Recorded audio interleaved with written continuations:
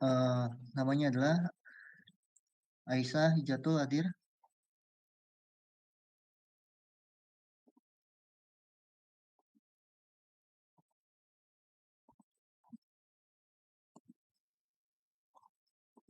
Aisyah Hijatul hadir ya. Oke, berikutnya eh, Aura dan Fauzan. Aura Oke, hadir, Pak. Fauzan. Nah, oke, Nadla dan Ulfa. Nadla dan Ulfa. Yang ada juga Najla hadir, Pak. siapa? Siapa?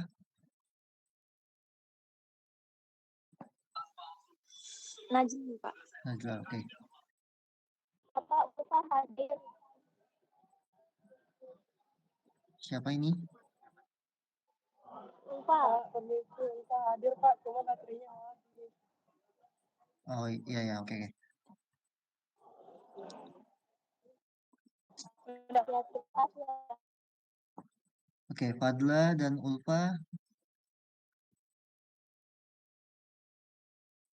ada ya.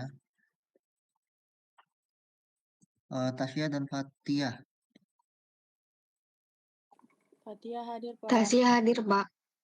Oke, berikutnya Suci Nurul dan Putri Ameliani. Suci Nurul, Hadir, Pak.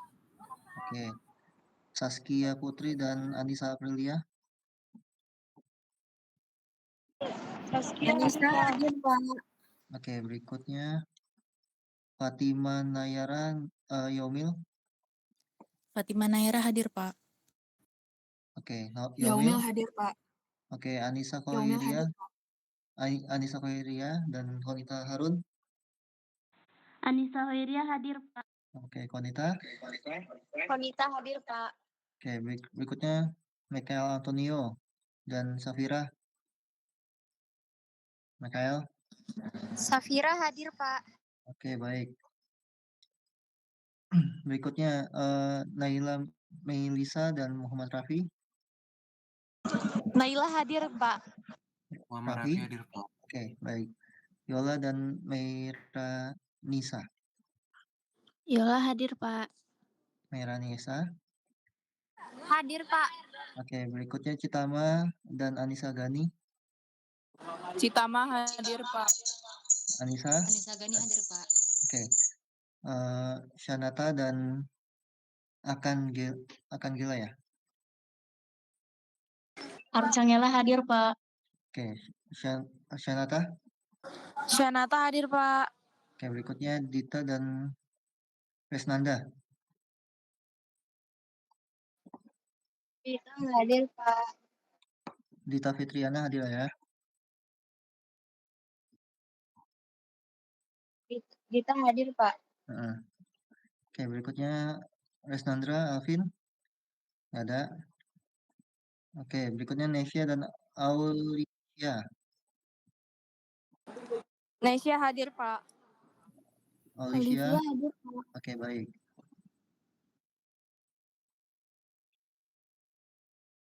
Berikutnya Nabilah Marwa dan Ajaria Fadilah. Ajaria hadir, Pak. Oke, berikutnya Nur Halimah dan Naufal Fauzi. Nur Halimah hadir, Pak. Naufal hadir, Pak. Oke, berikutnya Fidelina dan Freselia. Fidelina hadir, Pak. Freselia.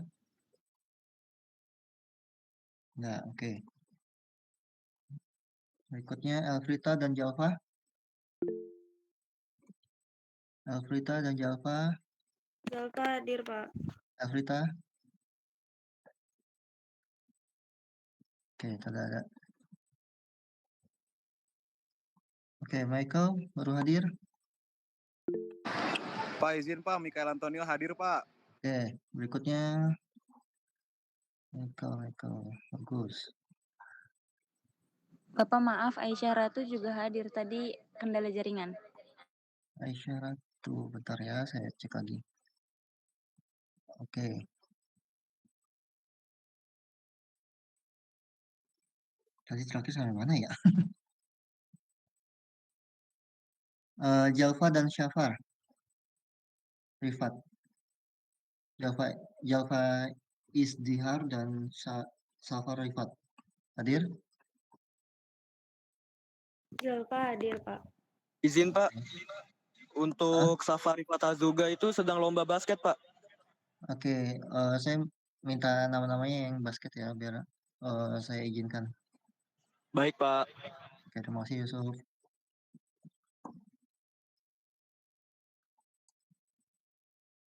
Berikutnya Sally dan Sally Sabila dan Viola Maria.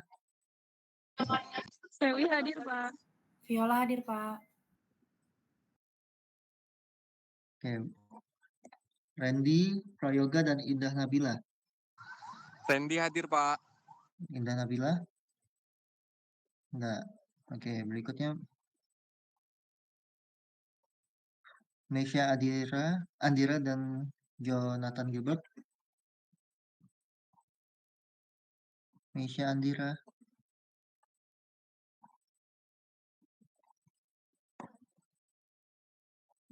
Oke, berikutnya Munifah dan Dea Kalista. Munifah Dea Kalista hadir, Pak. Oke, berikutnya Nabil Indra dan Caroline. Nabil Indra hadir Pak. Oke, Caroline.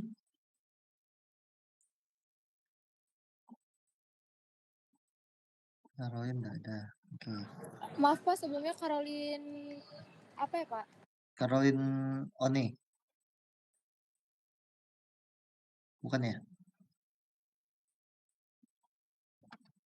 Bukan ya? Kan, oke. Berikutnya Asti Agustin dan Wulan. hadir, Pak. Asti. Bulan hadir, Pak. Oke, berikutnya Adriel Syafir serta Alia. Adriel hadir Pak. Oke, Alia Hordoni. Nah, ya. Berikutnya Noni Dwi dan Sacha Kineta. Noni hadir, Pak. Maaf, Pak, sebelumnya HP saya lagi rusak, jadi berdua device sama Wulan, Pak. Sekian, terima kasih, Pak. Oke, nggak apa-apa. Sacha hadir, Pak. Baik. Berikutnya Suci Aulia dan Iqbal Fajar. Suci hadir, Pak.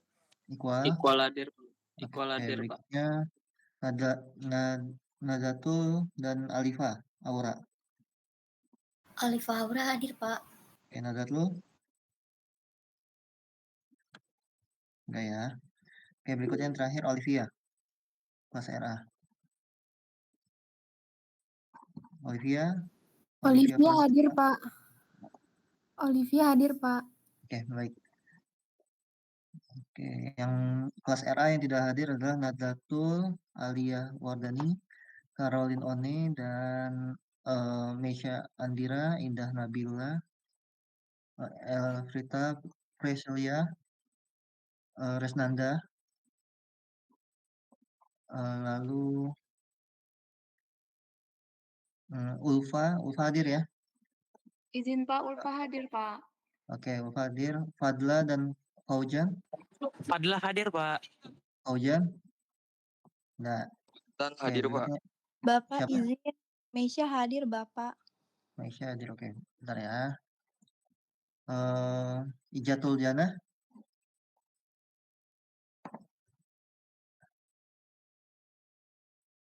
Enggak ya, sudah saya lewat. Sekarang kelas RB ya. Maaf, Pak, sebelumnya Indah Nabila hadir. Pak. Siapa? Faujan. Indah Nabila, Pak. Dengan siapa? Nabila. Indah Nabila, Pak.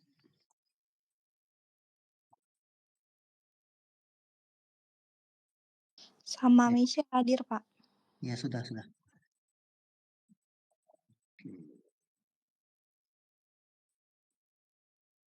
Oke, sekarang kelas RB ya.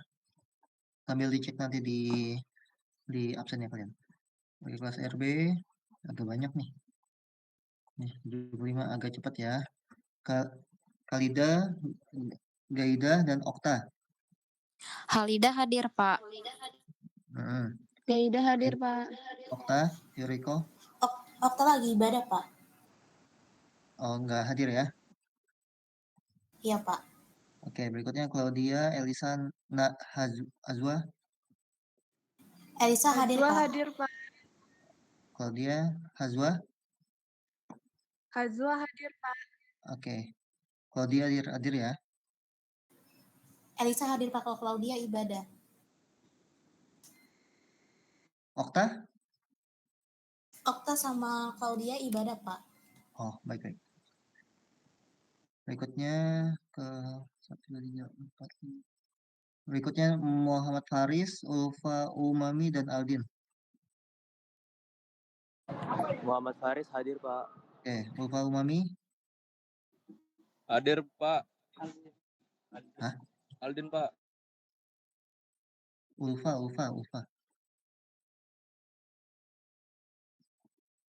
Ulfa Umami dan Aldin.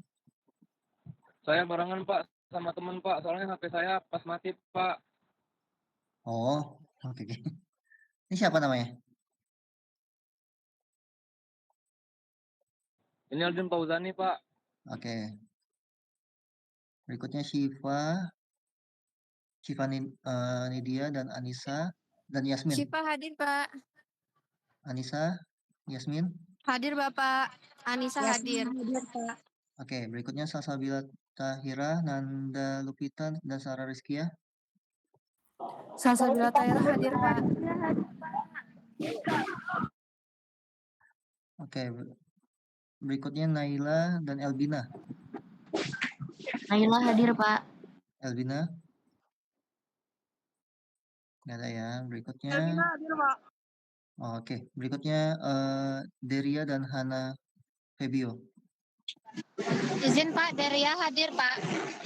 Ya, Hadir, Pak. Nadir. Oke, berikutnya Caroline, Novia Nita, dan Celine Berlia. Hadir, Pak. Celine Berlia Wijaya hadir, Pak. Oke. Berikutnya Audi Kaila dan Guntur Indra. Audi hadir, Bapak. Oke, Guntur.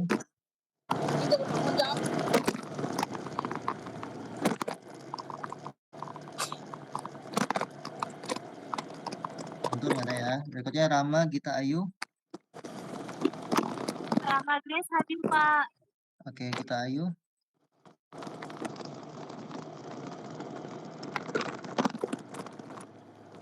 Gita Ayu.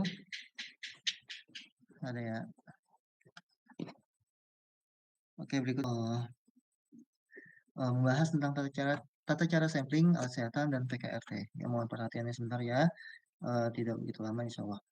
Nah, di sini subtopiknya yaitu tentang ada definisi dan tujuan samplingnya, lalu prinsip dasar pengambilan sampelnya, yang kedua regulasi standar terkait sampling, yang ketiga klasifikasi alat kesehatan dan PKRT, yang keempat metode sampling alat kesehatan dan PKRT, yang kelima prosedur sampling dan pengujian analisis sampel. Oke. Nah, dari pengertian itu sendiri, sampling adalah berarti proses pengambilan sebagian kecil dari suatu populasi produk untuk diuji atau dianalisis guna mewakili keseluruhan populasi tersebut. Nah, dalam konteks alat kesehatan dan pembekalan kesehatan rumah tangga atau PKRT sebutannya, ini sampling dilakukan untuk memastikan kualitas, keamanan, serta efektivitas produk sebelum atau setelah dipasarkan ya, sudah ada di pasaran. Nah, sampling dilakukan dengan metode ilmiah untuk mendapatkan data yang dapat diandalkan dalam menentukan kualitas produk berdasarkan parameter yang telah ditetapkan. Nah, sampling alat kesehatan eh, dari pengertian itu sendiri ya, alat kesehatan sendiri adalah sebuah instrumen atau aparatus atau mesin ya atau implan atau perangkat yang digunakan untuk pencegahan, diagnosis, pengobatan dan rehabilitasi medis. Sedangkan bedanya dengan PKRT adalah dia mencakup produk-produk yang digunakan dalam menjaga kebersihan, kesehatan, dan keselamatan di rumah tangga seperti disinfektan, antiseptik, tisu basah, kosmetik tertentu, dan pestisida rumah tangga. Seperti itu. Nah, tujuannya apa sih untuk disampling ini? Ya, yang pertama menjamin keamanan dan kualitas produknya. Ya, kita dapat mendeteksi kemungkinan adanya cacat produk nih ya sesudah dipasarkan ya sudah ada di masyarakat ya dijual Lalu kita nggak tahu nih produknya masih dalam keadaan baik atau sudah terkontaminasi atau tidak sesuai dengan standar yang ditetapkan. Lalu mencegah produknya yang berisiko membahayakan pengguna beredar di pasaran.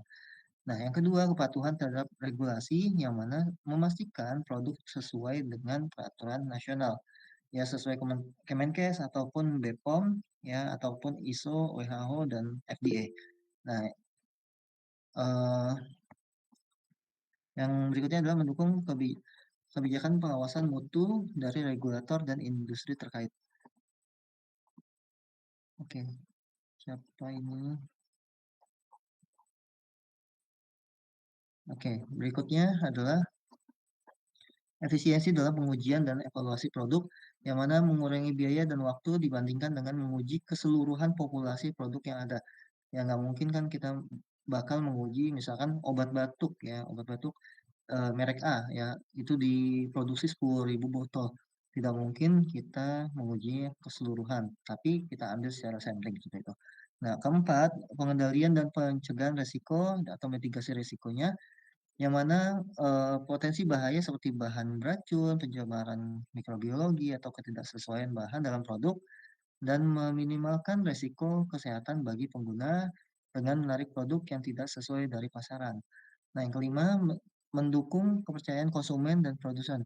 Nah, jadi eh, bisa menjamin ya bahwa produk ini eh, bagus ya kepada masyarakat bahwa produk yang digunakan telah melalui proses pengujian yang ketat dan membantu produsen dalam meningkatkan kualitas dan daya saing produk mereka di pasar global.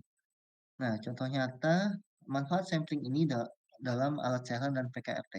Nah, untuk kasus di alat kesehatan itu contohnya seperti kayak contohnya alat tes COVID-19 diuji secara acak nih untuk memastikan tingkat akurasi yang sesuai dengan standar WHO. Nah, jika ditemukan alatnya tidak valid, nah batch tersebut dapat ditarik dari peredaran sebelum menyebabkan kesalahan diagnosis. Nah, batch ini dalam artian adalah contohnya seperti ini. Nah, di perusahaan A, dia mencetak alat tes COVID. Dia mencetak di setiap hari Senin, eh, ya di setiap hari Senin, seperti itu. Di Senin minggu pertama itu merupakan batch pertama. Ya, nanti minggu depan di Senin kedua itu adalah batch kedua, dan selanjutnya seperti itu. Nah, nanti ganti bulan lagi, eh, balik lagi ke batch 1, 2, 3, 4, seperti itu. Nah, setiap batch ini kan pasti dia produksinya banyak ya, bisa sampai beribu-ribu jumlahnya. Nah, maka dari itu diuji eh, secara acak. Jadi tidak keseluruhan alatnya akan diuji seperti itu. Nah, untuk kasus PKRT, sampling ini dilakukan pada produk hand sanitizer untuk menguji kandungan alkoholnya.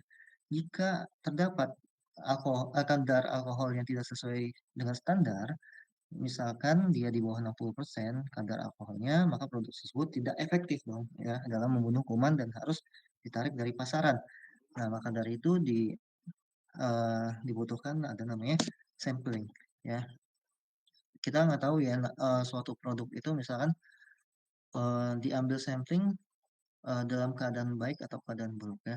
Kalau jeleknya suatu produsen diketemukan diambil sampling oleh BPOM misalnya seperti itu, ditemui misalkan sudah tercemar ataupun kadar alkoholnya tidak sesuai atau lainnya, itu bakal ditarik kembali ya, akan dikembalikan ke pabrik seperti itu. Nah, prinsip dasar pengambilan sampel yang pertama representatif.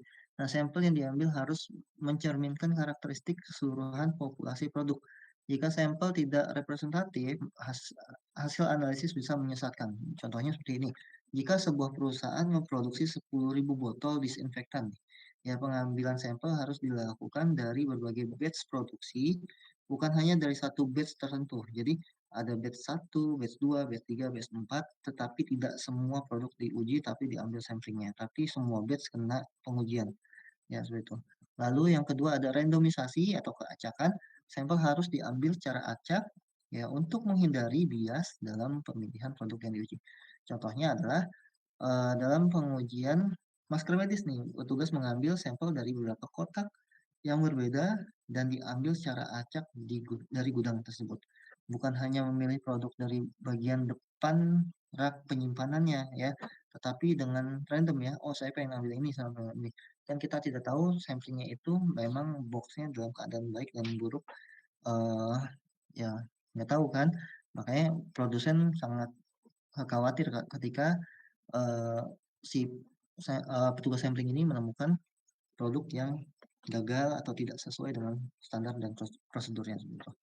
Nah, berikutnya reproduksibilitasnya ini merupakan metode yang harus dapat diulang dengan hasil yang konsisten, ya, meskipun dilakukan oleh tim yang berbeda. Misalkan tim saya dengan tim si Bapak A, ya, misalkan itu harus melakukan metode atau tata cara samplingnya atau pengambilan ujinya itu harus sama ya SOP-nya, yang mana masa hasil yang dihasilkan saya dengan si Bapak A ini tidak sesuai ya, maka keduanya harus serupa jika diuji ulang oleh tim lain, seperti itu maksudnya. Ya, reproduksibilitas itu.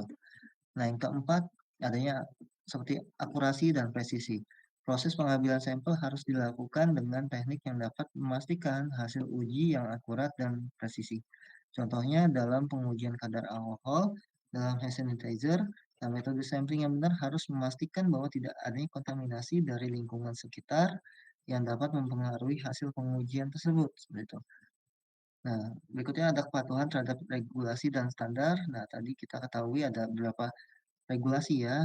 Ini contoh pengujiannya adalah pengujian alat pacu jantung harus memenuhi standar ISO 13485 ya tentang sistem manajemen mutu untuk perangkat medis sebelum dipasarkan. Jadi harus diuji dulu yang mana kayak ada alat pacu jantung ini ada kebocoran listriknya, alat pacu jantung ini kehandalannya seperti apa gitu ya. Nah, berikutnya yang keenam adalah dokumentasi yang jelas dan transparan, yang mana setiap tahap pengambilan sampel harus didokumentasikan dengan baik, termasuk jumlah sampel, lokasi pengambilan, dan metode yang digunakan. Nah, contohnya ini, misalkan saat sampling disinfektan, petugas mencatat nomor batch-nya. Jadi, kita melihat botolnya, ini batch berapa, ya, tanggal produksi kapan, lalu lokasi pengambilannya misalkan di mana, di apotek Waihui seperti itu ya. Dan siapa nih yang melakukan samplingnya? Misalkan petugasnya namanya Rafli ya, kita masukkan di situ semua ya, biar data dan dokumentasinya lebih jelas dan transparan. Nah, dasar hukum pengawasan alat kesehatan itu terdapat di beberapa undang-undang atau peraturan eh, yang ada ya, ya. Contohnya Undang-Undang Kesehatan Nomor 36 tahun 2009, ada peraturan Presiden ya Nomor 72 tahun 99 ya, peraturan Presiden Nomor 5 tahun 2021, terus Permenkes Nomor 62 2017, serta Permenkes Nomor 14 tahun 2021. Nah, seperti itu. Ya, tunggu sebentar ya, ada ajan ya. Kita sambil istirahat. Rutin dan insidental ya. Pengawasan rutin ini dapat dilakukan melalui laporan pelaku usaha. Laporannya ini disampaikan oleh pelaku usaha ke kementerian atau lembaga yang memuat kepatuhan pelaku usaha terhadap standar pelaksanaan usaha dan pengembangan kegiatan usaha. Berikutnya adanya inspeksi lapangan dilakukan oleh kementerian atau lembaga dalam bentuk kunjungan fisik atau visual. Lalu untuk insidental ini adalah pengawasan yang dilakukan melalui inspeksi lapangan atau secara virtual yang berdasarkan pengaduan dari masyarakat atau pelaku usaha. Ya, insidental itu ketika ada kejadian atau ada laporan, ya itu langsung adanya pengawasan atau pengujian sampling atau lainnya ya. Nah, jadi yang mana ketika ada pengaduan masyarakat nih ya, obat ini uh, ternyata ada efek sampingnya. Contohnya kayak apa ya, Albotil ya. Albotil kan dulu sempat ramai ya, itu mampu untuk menyembuhkan sariawan. Nah, tapi banyak keluhan pasien katanya katanya adanya infeksi rongga mulut sampai menyebabkan sampai ke kanker lidah ataupun area mulut seperti itu ya. Nah, itu semua eh, akhirnya produk-produk Abortil yang ada di pasarannya di Indonesia ketika diketahui hasilnya kurang baik ya, itu ditarik semua ya ke pabrik. Lalu mereka saat ini sudah mengembangkan formulasi barunya lagi dan sudah terjual kembali Albutil dengan formulasi ataupun jenis isiannya yang berbeda seperti itu. Nah, itu sebagai gambarannya. Nah, untuk roadmap pengawasan post market, jadi untuk memastikan alat kesehatan ini beredar di Indonesia telah memenuhi persyaratan keamanan, mutu, dan kebermanfaatannya. Nah, yang pertama itu penilaian kesesuaiannya, yang kedua inspeksi sarana, ya sesuai nggak dengan persyaratan CBAKB, ya CDAKB dan lainnya. Nah, berikutnya adanya sampling dan pengujian dan adanya pengawasan iklan. Ya, ini harus hati-hati ya. Ya, dalam artian ketika kita melihat di TV ya, misalkan ya overclaiming misalnya kayak obat batuk dan flu ini bisa menyembuhkan dalam 1 malam dan besok kan langsung sembuh, itu kadang-kadang nggak masuk akal seperti itu ya. Ya, dia overclaiming dan kita harus waspada takutnya ada kandungan yang berbahaya ataupun eh, apa ya ada efek sampingnya seperti itu ya. Berikutnya adanya penandaan ya dan ada post border dan vigilance. Jadi vigilance ini adalah pengawasan kejadian yang tidak diharapkan atau KTD yang timbul dari penggunaan alat kesehatan. Nah, jadi kegiatan sampling dan pengujian dilaksanakan dengan cara mengambil sampel di peredaran, kemudian diberikan kode pengemasan sampel dan pengiriman sampel tersebut ke laboratorium uji untuk dilakukan pengujian.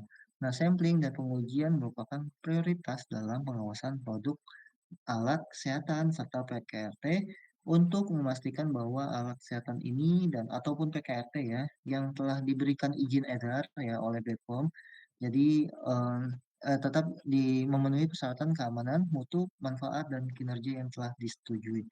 Nah, jadi yang mana contohnya kayak obat lah ya, obat batuk sirup, ya kan pasti kan banyak nih obat batuk A, B, C, D, E dan seterusnya itu mereka tidak serta-merta langsung bisa dijual bebas di pasaran.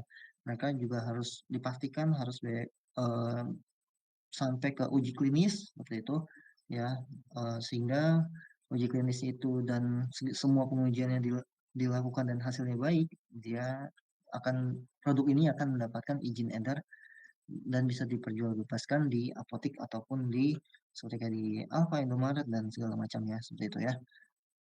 Nah, berikutnya mekanisme pelaksanaan sampling dan pengujian. Ya, tadi kan pengambilan sampel, lalu di sampelnya ini dikemas, lalu dikirim, gitu kan.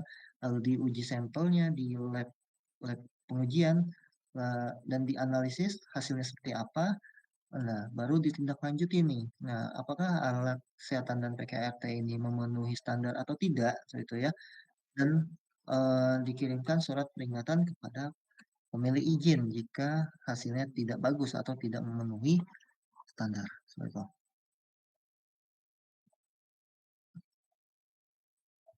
Oke.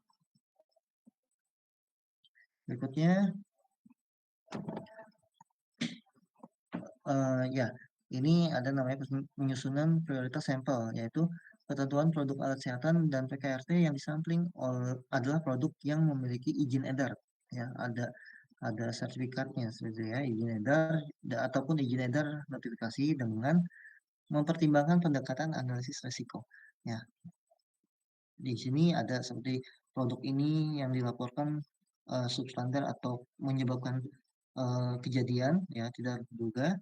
Lalu produk yang memiliki riwayat mutu TMS ataupun produk yang banyak beredar dan memiliki dampak cukup luas di masyarakat.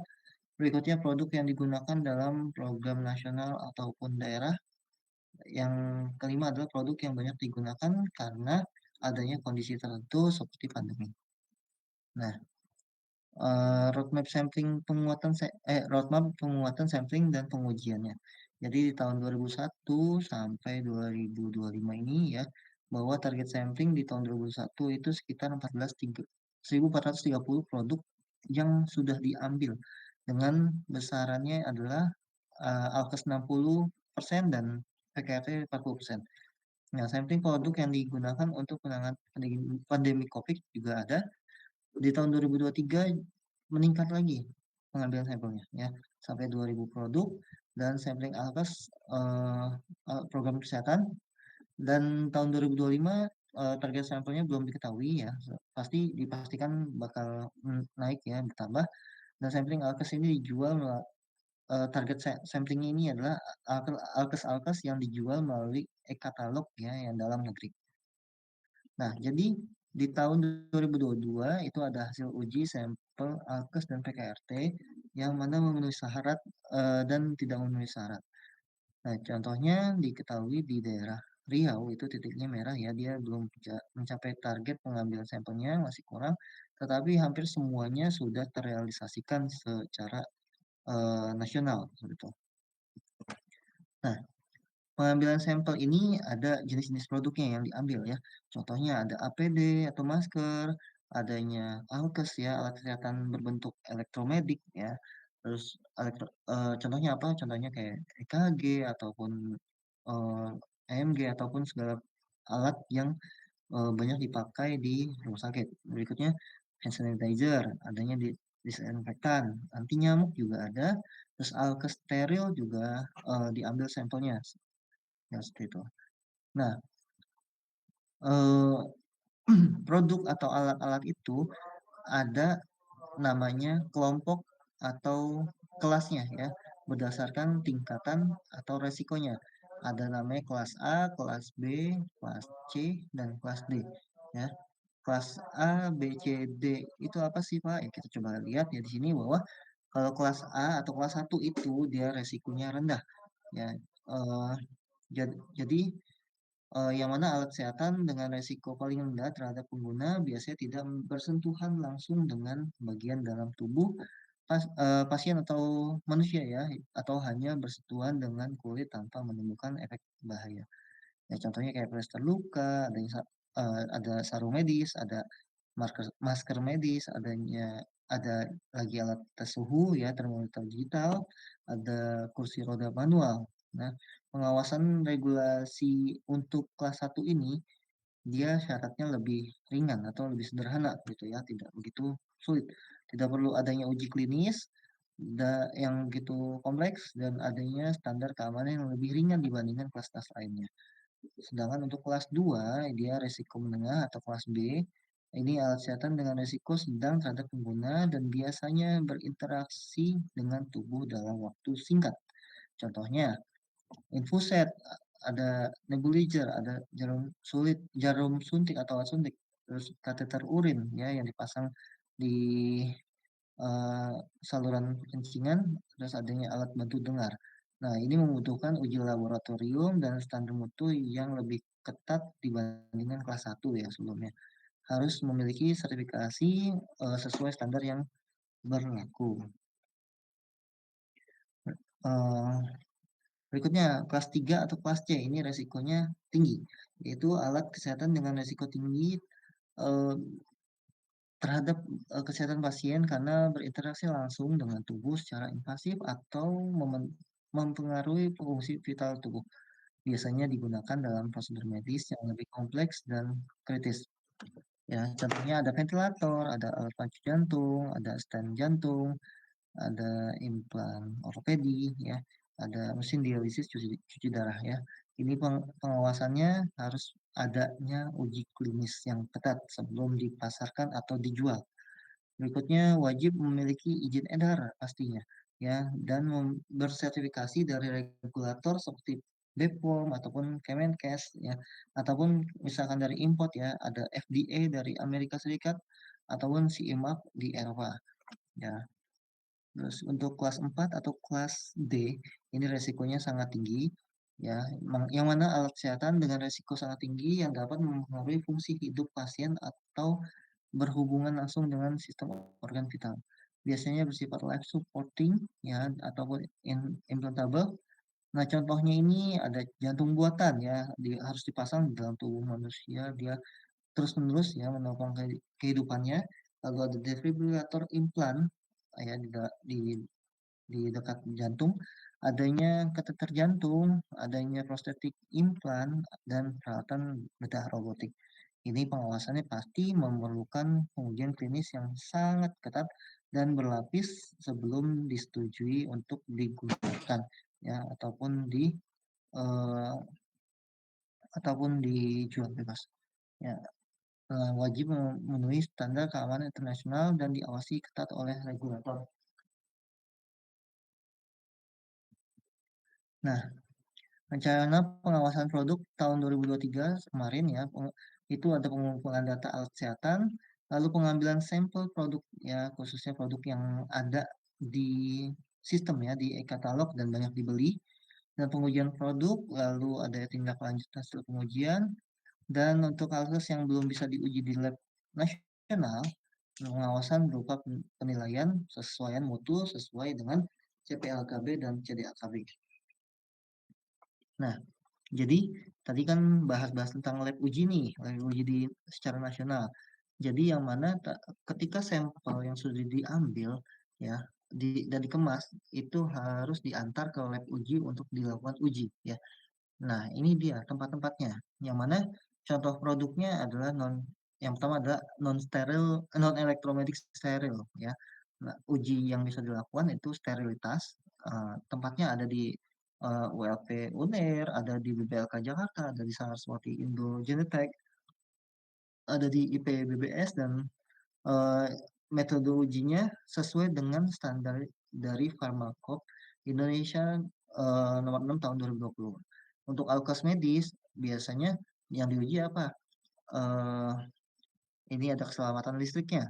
Ya, itu tempatnya ada di BPFK Jakarta dan di Sukovindo. Nah, metode uji atau pengujiannya ya, ini menggunakan standar SNI 6061 ya, tahun 2014. Nah, berikutnya masker medis ya. Ini yang diuji adalah ada nggak sih ada bakterinya atau differential pressure-nya seperti apa dan microbial cleanness ya atau bioburden. Nah, ini menggunakan uji SNI ya 14683 dan SNI 68 eh, eh sorry 8489 yang mana tempatnya itu ada di BBT, ada di SAG, ada di BBLK Jakarta dan Intertek. Sedangkan diagnostik in vitro itu kita diujinya adalah sensitivitas dan spesifitasnya, lalu ada uji fungsional atau kesesuaian post marketnya untuk alat-alat seperti pengujian HIV, sifilis, dengue, malaria, hepatitis, dan COVID-19. Nah, metode ujinya tergantung dari masing-masing produknya ya, dan standarnya ini terdapat pada post market produk rapid diagnostic test ini pada Kemenkes RI tahun 2022. Nah, tempat ujinya ada di BBLK Jakarta, ada di Rumah Sakit UI, ada di BBLK Surabaya. Nah, sedangkan untuk PKRT tadi kan alkes ya, ini PKRT. PKRT ini adalah yang diuji ada antibakterialnya, ada kadar metanolnya, ya ada kadar zat aktifnya. Nah, ini metode ujinya atau standarnya yang dipakai adalah EN 1276 ataupun SNI 1040 ataupun SNI 127 tahun 2019 ya. Dan ada juga untuk pengujian kadar metanol menggunakan USP 40, untuk menguji kadar zat aktif menggunakan standarnya itu HPLC atau UGC, yang mana ini adalah tempat-tempat yang bisa dilakukan pengujian di lab ya atau uji labnya ada di IPBBS, IPBBC, Sukovindo, Saraswati Indo Genetek, ya itu semua. Nah, proses pengambilan sampel ini harus dilakukan sesuai standar untuk memastikan keamanan mutu dan efektivitas produk sebelum digunakan oleh masyarakat. Nah, tahapan umum dari prosedur sampling, nah itu yang tadi saya bilang adalah langkahnya menentukan tujuan sampling ini ya untuk pengawasan atau investigasi ataupun uji kepatuhan regulasi, lalu memastikan dokumen pendukungnya ada.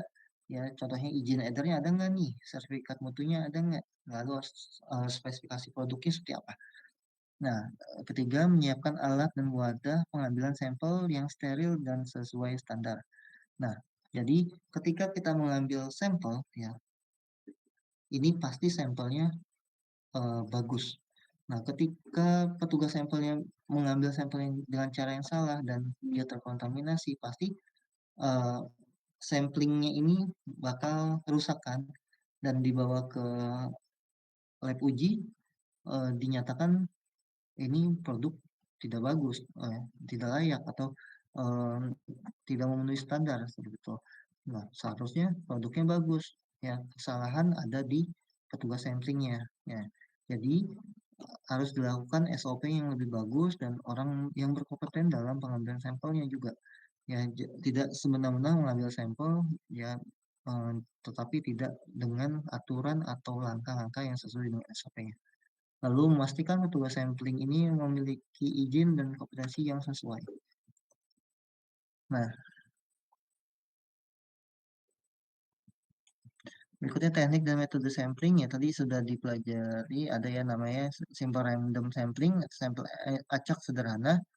Ya contohnya yaitu 1000 botol antiseptik yang diproduksi 50 botol dipilih secara acak ya dengan random, itu menggunakan nomor undian. Ada juga stratified sampling atau sampel bertingkat, contohnya adalah dalam pengujian alat kesehatan produknya dikelompokkan sesuai batch-nya A, B, C, D, seperti itulah. Ya, lalu satu atau beberapa sampel untuk dilakukan uji di setiap batch-nya. Nah, ini siapa ya yang mau masuk?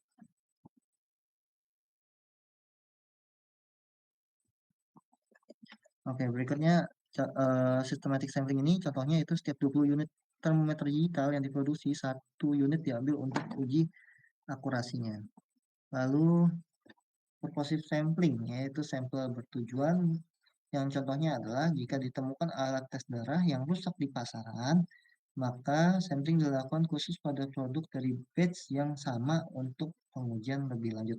Jadi ada pelaporan, misalkan ada yang rusak salah satunya, jadi kita ambil uji yang sama terhadap alat di batch yang sama. Misalkan uh, alat ini diproduksi di batch pertama. Nah, ternyata ada kerusakan atau apa, ada pelaporan dan segala macam. Nah, jadi yang diuji bukan yang rusaknya itu, yang diuji adalah produk yang lainnya. Siapa tahu kerusakannya pengaruh dari kandungannya ataupun rusaknya dari pengaruh luar seperti itu ya, kita tidak tahu. Jadi harus adanya namanya pengujian sampling lebih lengkap dan jelas. Nah, pengambilan sampel dan pengemasan. Jadi setelah metodenya ditentukan, sampelnya bagaimana diambil dan caranya dengan benar agar tidak terkombinasi. Nah, cara pengambilan sampelnya bagaimana nih tidak terkontaminasi dan atau berubah kualitasnya.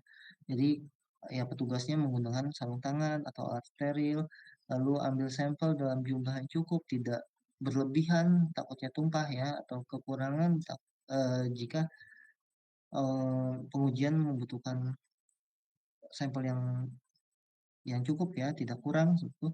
Lalu penempatan sampelnya di dalam wadah yang aman dan tertutup untuk mencegah kontaminasi pastinya, dan memastikan petugas sampling memiliki izin kompetensi yang sesuai ya. Jadi dia harus mempunyai kemampuan juga dan kompetensi. Nah, lalu setelah itu samplingnya diapain ya? Harus dicatat dan didokumentasikan ya dengan baik. Contohnya seperti kayak nama obatnya, misalkan mereknya, merek apa dari PT apa, seperti itu. Terus nomor izin edarnya berapa, Nah, dan lokasi serta waktu pengambilan sampelnya di mana ya. Misalkan lokasinya di Apotek WFUI, waktunya adalah 27 September 2025. Jumlah samplingnya misalkan jumlah 1, 2, ataupun dalam bentuk miligram ya atau liter, mililiter seperti itu. Nah, itu harus disampaikan dalam laporannya.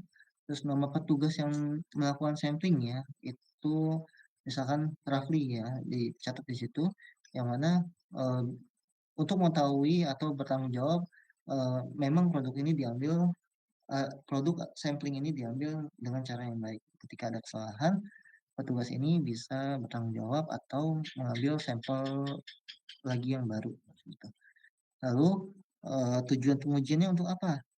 Seperti kayak uji sterilitas, ada uji efektivitas dan segala macamnya ya, disesuaikan dengan alat kesehatannya atau obatnya atau lain-lainnya ya yang yang diambil. Jadi dokumentasi ini penting untuk audit dan pelacakan jika ada permasalahan di kemudian hari. Itu harapannya ya. Jadi adanya pelaporan dengan baik ya, dokumentasi dengan baik dan bagus supaya ketika ada audit atau pelacakan secara nasional lagi ya, ada dokumen yang memang tersusun dengan baik dan sampel ini yang sudah dikemas, sudah diambil lalu dikemas dan dikirimkan ke lab uji ya untuk dilakukan pengujian. Nah, ujinya ada uji sterilitas ya seperti kayak alat kesehatan. Jarum suntik ini steril nggak nih ya? Karena kan bakal masuk ke dalam pembuluh ya pembuluh darah manusia ya untuk mengambil darah ataupun masuk cairan gitu.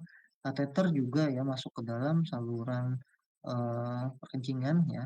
Lalu ada uji efektivitas ini seperti kayak disinfektan atau antiseptik yang memang mampu membunuh kuman. Yang ketiga, uji bahan berbahaya untuk memastikan tidak mengandung zat beracun seperti formalin, merkuri, dan lain-lainnya. Uji daya tahan juga untuk memastikan alat ini tidak cepat rusak, ya tahan banting lah, seperti itu, dan tidak mengalami degradasi.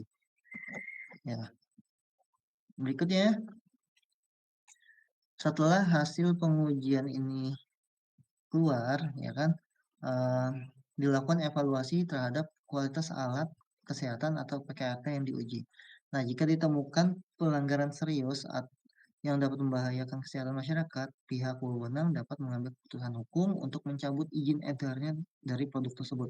Ya, jadi ketika hasilnya sudah keluar dan lalu dievaluasi dan dilihat nih produk ini memenuhi standar atau tidak memenuhi standar.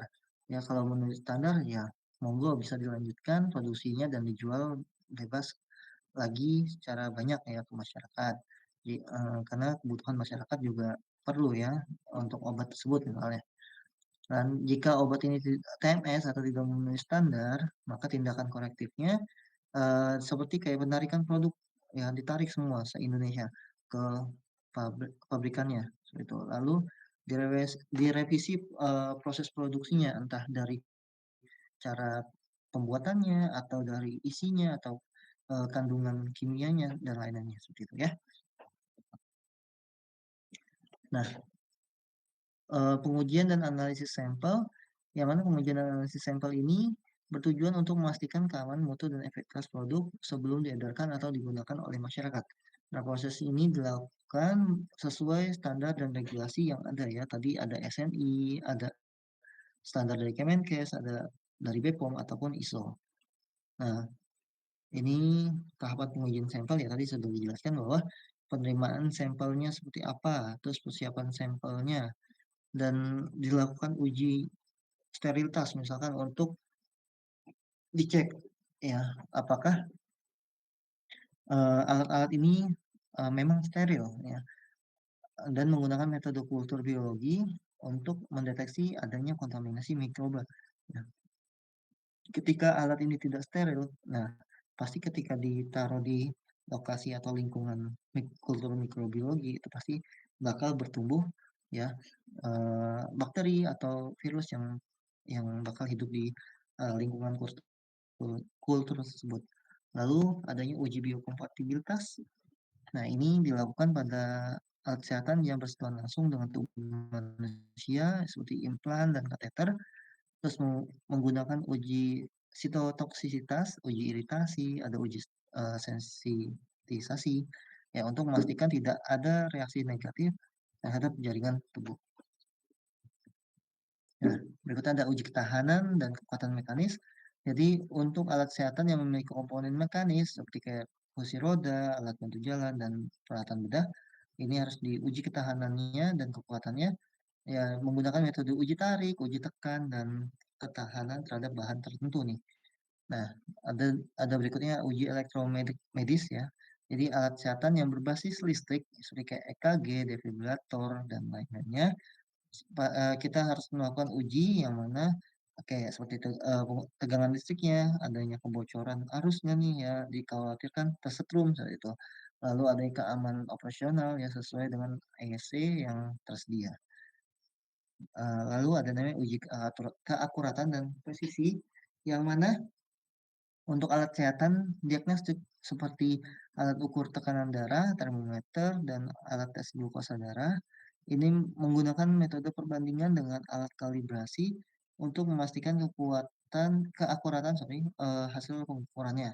Ya, jadi harus dilakukan uji akurat ya dan uji presisinya ya terhadap alat yang eh, alat kalibrasinya, alat parameternya seperti itu ya.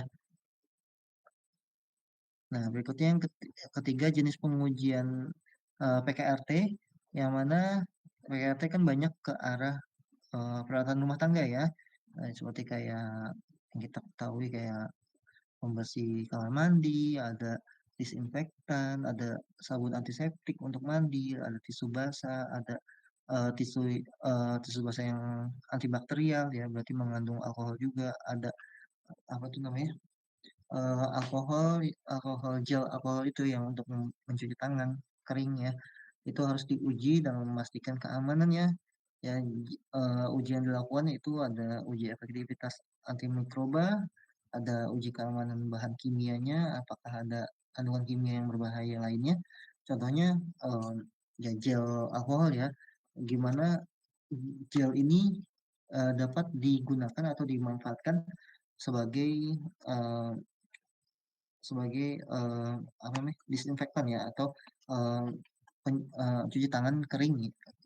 Apakah ada bahan kimia yang berbahaya yang bisa mengiritasi kulit ataupun merusak kulit seperti itu, yaitu harus diuji ada nggak sih ada nggak sih bahan kimia, jadi supaya terjaga dan aman. Lalu ada uji stabilitas produknya, ya bagaimana produk ini terjaga dan dia stabil, tidak ada eh, kerusakan dan lain-lainnya. Oke, berikutnya terakhir yaitu analisis hasil pengujian. Jika hasil ini memenuhi standar, produk dapat diedarkan ataupun digunakan dan dijual bebas ya di pasaran ya. Jika alat itu bagus ya, seperti kayak obat obat batuk kan banyak dijual di pasaran ya, itu atau paracetamol dan lainnya seperti itu, yang mana ada di toko-toko kecil ataupun di apotik ataupun di Alfa ataupun di Indomaret ataupun di lain-lainnya ya, bisa ditemui dan bisa dibeli, dan jika dia tidak memenuhi standar pasti alat itu tidak akan masuk ke pasaran, dan dipastikan alat itu ditarik ke pabrikan lagi ketika alat itu sudah terjual bebas nih. Nah, didapatlah samplingnya hasil tidak bagus dan produk ini akan ditarik semua ke pabrik, akan dikoreksi lagi, direformulasi seperti itu, terus direvisi proses produksinya ataupun isi dan kandungan dari eh, produk yang mereka mereka hasilkan ya, mereka produksi seperti itu. Nah, oke, sudah selesai, tidak ada tugas ya. Jadi eh, saya tidak memberikan tugas, tetapi pertemuan kelima ya ini ada presentasi materi dari saya. Pertemuan 6 juga nanti ada presentasi materi dari saya. Dan nanti di pertemuan 7 itu di awal kelas kita akan ada kuis ya. akan ada kuis dan dilanjutkan presentasi materi untuk pertemuan 7. Dan mungkin ada tambahan kisi-kisi untuk persiapan ya UTS di pertemuan minggu depannya untuk persiapan UTS kalian. Seperti itu ya di pertemuan 8. Oke. Apakah ada pertanyaan ataupun yang seputar tentang materi hari ini ataupun tentang perkuliahan kita atau tentang hal lain, boleh dipersilakan jika ada pertanyaan. Dari saya cukup, Pak. Oke, Rashid. Terima kasih Rashid, cukup ya. Ya, sudah dijelaskan tadi dari saya dari awal sampai akhir apa itu samplingnya dan bagaimana cara pengambilannya dan pengujiannya segala macam. Lalu apa sih standarnya dan prosedurnya atau SOP-nya yang biasa dipakai dalam pengujiannya, ya SNI berapa ataupun dari Kemenkes ataupun dari Kemenkes dan BPOM seperti itu. Dan lagi tadi ya kesimpulannya bahwa jika alat itu tidak memenuhi standar maka akan ditarik kembali ke pabrikan ya dan bakal direvisi kembali produksinya. Lalu apa lagi? Ya, itu sedikit kesimpulan dari saya dari pertemuan perkuliahan hari ini. Ya, saya kira dan saya pikir sudah cukup ya pertemuannya. Jika tidak ada pertanyaan, oke, kita ketemu lagi di pertemuan 6 ya di minggu depan di kelas, insya Allah. Ya, oke, Rashid, ada pertanyaan? Izin Pak, itu ada beberapa di chat yang izin absen Pak. Jadi bagaimana Pak? Oh iya ya, yang bermasalah ya. Oke, saya bantu dulu bentar. Kayak jangan kemana-mana dulu. Facialnya.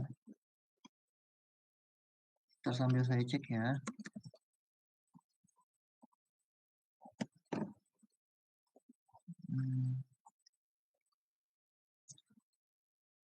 Cuma 2 orang ya.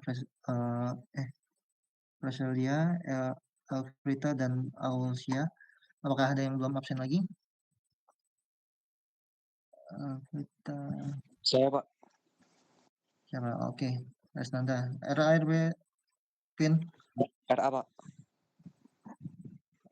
Pin, sebentar ya.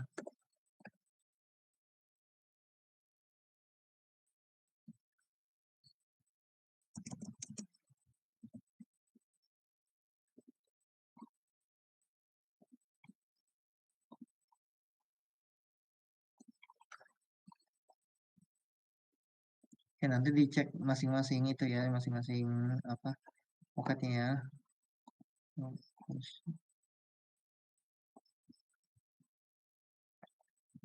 Alfrita,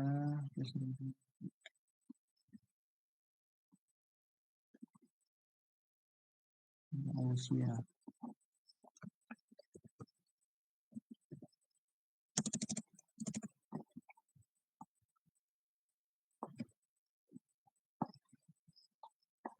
Oke, ada yang lain yang belum absen? Udah ya. Sambil dilihat.